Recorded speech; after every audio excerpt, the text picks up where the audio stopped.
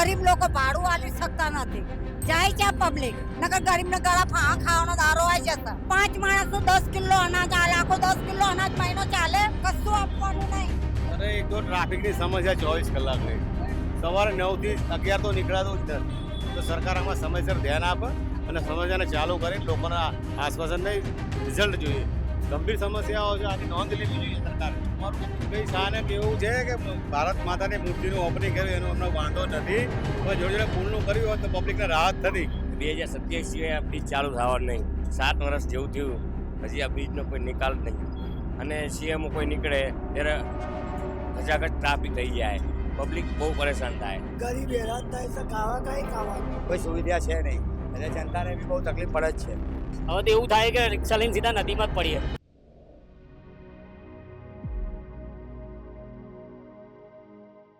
નમસ્કાર, તમે જોઈ રહ્યા છો ગુજરાત પ્લસ ન્યૂઝ અને હું છું મમલ. અમદાવાદ શહેરમાં ટ્રાફિક વ્યવસ્થાને વધુ સરળ બનાવવા માટે વાડજ બ્રિજ વિસ્તાર સતત મહત્વનો બની રહ્યો છે. પરંતુ આ બ્રિજનું કામ છેલ્લા 7 વર્ષથી ધીમી ગતિએ ચાલી રહ્યું છે, જેને લઈને સ્થાનિક લોકોમાં ભારે રોષ જોવા મળી રહ્યો છે. આ બ્રિજ પર ખૂબ ટ્રાફિક જામ થાય છે, જેને લઈને લોકોને ભારે હાલાકી થઈ રહી છે. બ્રિજ ઘણા સમયથી જે ચાલે છે એ બ્રિજ હજી સુધી બન્યો નથી કે હજી સુધી એને ચાલુ કરવામાં નથી આવતો. એના લીધે તમને શું મુશ્કેલીઓ આવે? અરે એક તો ટ્રાફિકની સમસ્યા 24 કલાકની. સવારે 9 થી 11 તો નીકળાતું જ નથી. બીજા નંબરમાં એવું છે કે એની લોકલ વસ્તી છે એને ઝીણી મોટી વસ્તુ આપણે રોડ ક્રોસ કરવો કેવી રીતે, પહેલો પ્રશ્ન એ છે. તો સરકાર આમાં સમયસર ધ્યાન આપે અને સમસ્યાને ચાલુ કરીને લોકોના આશ્વાસન નહીં, રિઝલ્ટ જોઈએ. જેમ બને ખાંચા ખૂંચી છે, રોડ પહોળા કરવાની સમસ્યાઓ છે, બધું કરીને રસ્તો કરે ને સરકાર જેમ બને ધ્યાન આપે. અને ટ્રાફિકની ઘણી સમસ્યા છે અને ટ્રાફિક પોઈન્ટ રાખો 2 ના 3 યાર. કારણ કે ટ્રાફિક પોઈન્ટ વાળા ક્યાંય લટકતા હોય ને માણસો ક્યાંય લટકતા હોય. એટલે બને એટલું સરકારને કહો ધ્યાન આપે અને સમયસર ચાલુ કરે. 2 અકસ્માત છે, 2 મૃત્યુ પામેલી વ્યક્તિ છે ટ્રાફિકના કારણે. એક સવારમાં ડમ્પર સાથે એક માણસ મરી ગયા છે અને ટ્રેક્ટરમાં આવી ગયા. એટલી ગંભીર સમસ્યાઓ છે, આની નોંધ લેવી જોઈએ સરકારે. મારું અમિતભાઈ શાહને કેવું છે કે ભારત માતાની મૂર્તિનું ઓપનિંગ કર્યું એનો અમને વાંધો નથી, પણ જોડે જોડે પુલનું કર્યું હોત તો પબ્લિકને રાહત થતી. જ્યારે મુહૂર્ત થાય પછી બનતા કેટલી વાર લાગે? 7 વર્ષ જેવું થયું, હજી આ બ્રિજનો કોઈ નિકાલ જ નહીં આવતો. હજી મને લાગે હજી 1 વર્ષ ગાળી દેશે આની અંદર. લોકો એમ કહે કે 6 મહિનાની અંદર ચાલુ થઈ જાય, પણ મને નથી લાગતું કે હજી આની અંદર 1 વર્ષ થઈ જશે. 2027 સિવાય આ બ્રિજ ચાલુ થવાનું નહીં. બરોબર, હજી કામગીરી હાવ પાછી ઠપ થઈ ગઈ છે. કામગીરી હાવ ધીમી ચાલે છે. જે પબ્લિક અને ટ્રાફિકો થાય છે અહીંયા, બરોબર, અને સીએમ કોઈ નીકળે ત્યારે ખચાખચ ટ્રાફિક થઈ જાય, પબ્લિક બહુ પરેશાન થાય. આનું કોઈ નિવારણ આવે એવું કરાવો સર, કેમ કે અહીંયા અમે બી હેરાન થઈએ છીએ. આ ટ્રાફિક બહુ ઘણા સમયથી અમને હેરાન કરે છે. અને આજે અહીંયા બ્રિજનું કામ ચાલે છે એને તમને શું મુશ્કેલીઓ આવે?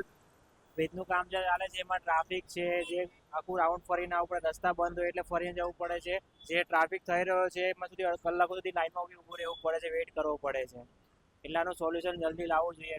ઘણા સમયથી આ બ્રિજનું કામ છે જે હજી થયું નથી અને એનું થયું નથી. અને બીજી બાજુ એમ છે કે પેલી મૂર્તિનું કામ અહીંયા નવા વાળા જે લોકોએ કર્યું છે એ બહુ સારું કામ કર્યું છે, પણ જો કદાચ એની સાથે આ બ્રિજનું બી કામ કર્યું હોત તો થોડું સારું હોત અને પબ્લિકને અને જનતાને થોડો રાહત મળે અને ટ્રાફિક કળવાશ થોડો નિકાસ સાથેનો. આ બ્રિજની કામગીરી લીધે તમને શું તકલીફો પડે? બ્રિજને કામ લીધે તકલીફ તો અમને આ રસ્તામાં આવવા જવાની તકલીફ પડે છે, પછી પેસેન્જર મળતા નથી, એ બધી બહુ તકલીફો પડે છે. ટ્રાફિક બહુ થાય છે અહીંયા ગાડી, હેરાન થઈએ અમે ટ્રાફિકમાં. બ્રિજ બનાવો, ખાવા મોકલો, ગરીબ હેરાન થાય છે, ખાવાનું. કાલે ભારત માતાનું કર્યું એ સારું કર્યું, એની સાથે સાથે બ્રિજનું થઈ ગયું તો બહુ જ સારું રહેશે, બહુ સારું રહેશે. પણ અત્યારે બ્રિજના કારણે બહુ ટ્રાફિક થાય. આ જે બ્રિજનું કામગીરી ચાલે છે તો બ્રિજ બહુ સમયથી બન્યો નથી, તો શું કહેશો એની ઉપર? ટ્રાફિક સાહેબ બહુ થાય છે અહીંયા. ટ્રાફિકની સમસ્યા દૂર કરો, એક્સિડન્ટોથી લઈને બધું જ.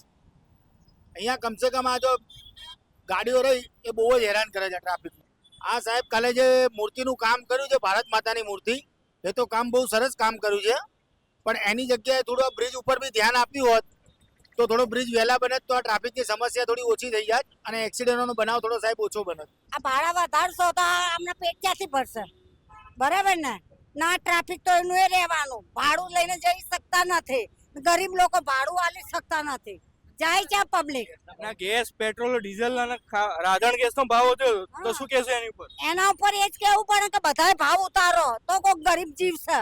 નકર ગરીબને ગળા ફા ખાવાનો દારો આવી જશે બરાબર ને મજૂરી તો મળતી નથી બીજું શું કરવાનું ગેસનો ભાવ ઉતારો પેટ્રોલનો ભાવ ઉતારો રાધન ગેસનો ભાવ ઉતારો તો કઈક પડજા ગરીબ ખાય આ કંટ્રોલનું અનાજ આવે એ એમે કાપવું આપવા મૂક્યું 5 માણસો 10 કિલો અનાજ આ લાખો 10 કિલો અનાજ મહિનો ચાલે હે 5 કિલો ચોખા મહિનો ચાલે તોય પબ્લિક ખાય તોય પબ્લિક કરી તેલ મોળસ બધું બંધ થઈ ગયું કશું આપવાનું નહીં રિક્ષાવાળા ગેસના ભાવ 88 રૂપિયા કરી દીધા રિક્ષાવાળા ભાડાની માંગ કરે છે કોઈ ભાડું પેસેન્જરને વધારે કહે તો કે અમે ક્યાંથી લાવીએ હવે અમારે ગેસ આગળ એટલો બધો મોંઘો થઈ ગયો છે અમને પોસાતું નથી પેસેન્જર 15 રૂપિયા 20 રૂપિયા કહે તો કે આટલા બધા ગેસનો ભાવ ઉતારવાની માંગ છે અમારી બધા રિક્ષાવાળાઓની બોલીને શું કરીશું એ તો હવે કોન્ટ્રાક્ટરનું કામ છે ને કોન્ટ્રાક્ટરને જે મુદત આપી હોય એ પ્રમાણે કામ થવાનું છે ને એમાં કોઈ કશું કંઈ કરી ના શકે એમ અહીંયા બહુ ટાઈમથી આજે ઘણા સમયથી બ્રિજનું કામ ચાલે છે તમને શું તકલીફ ને મુશ્કેલીઓ આવે છે